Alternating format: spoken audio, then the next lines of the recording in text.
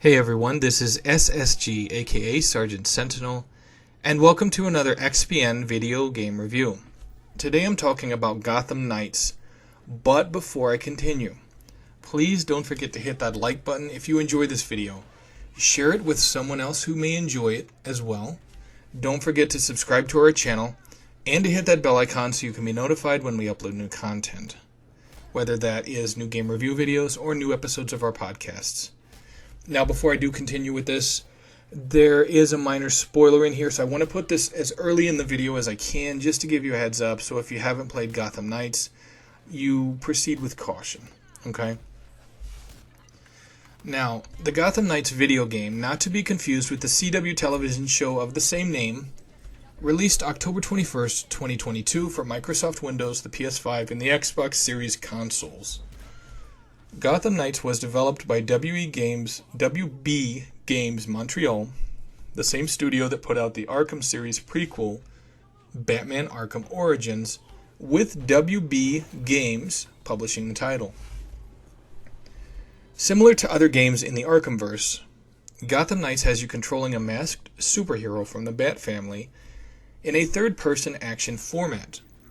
Now, again, like I said earlier, spoiler, because of the demise of Batman at the hands of Ra's al Ghul, the fate of Gotham is now in the hands of the Caped Crusaders' famed team: Robin, Nightwing, Batgirl, and Red Hood.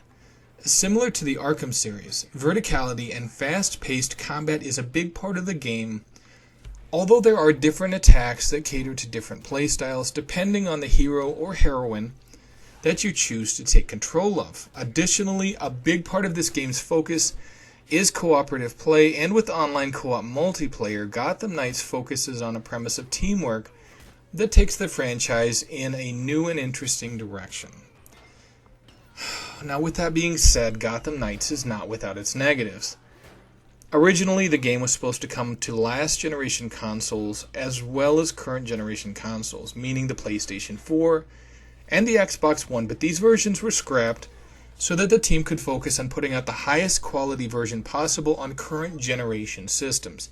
Now, with that decision, of course, there are a lot of gamers that still don't have, and at the time when this released, didn't have current generation systems due to either limited supply or just a lot of people, because of economic situations, weren't able to afford it. So that basically meant that a lot of these people that may have been fans of the Batman games just couldn't pick the game up because it was on consoles that they couldn't yet afford to purchase. Also, the game was delayed for optimization, but despite this, the game still launched at 30 frames per second, which was a concern for a good portion of gamers. However, this was not a unanimous complaint, and a lot who picked up the title were able to overlook the frame rate limitations, even with it being a current generation only title, due to the fact it was a Batman-verse superhero game, and the last game we got in the series was released in 2015 in the first half of the last console generation, that being, of course, Batman Arkham Knight. Now,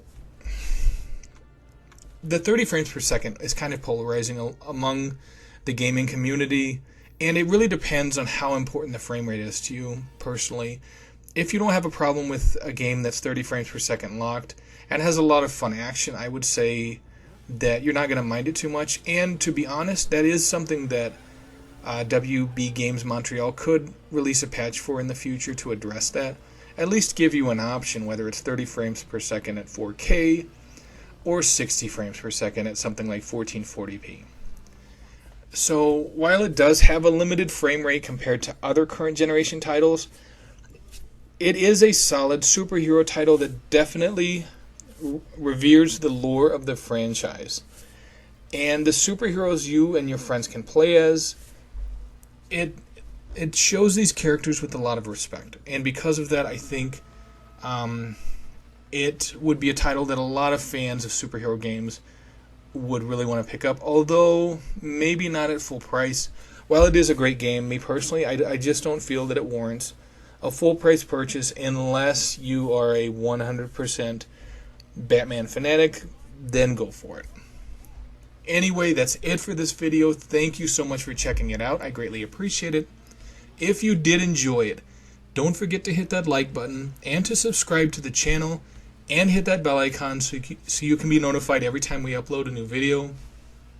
Also, last but not least, if you are interested in gaming podcasts, definitely check out our gaming podcasts on Wednesdays and Thursdays. Until next time, this is Sergeant Sentinel. Take it easy, gamers.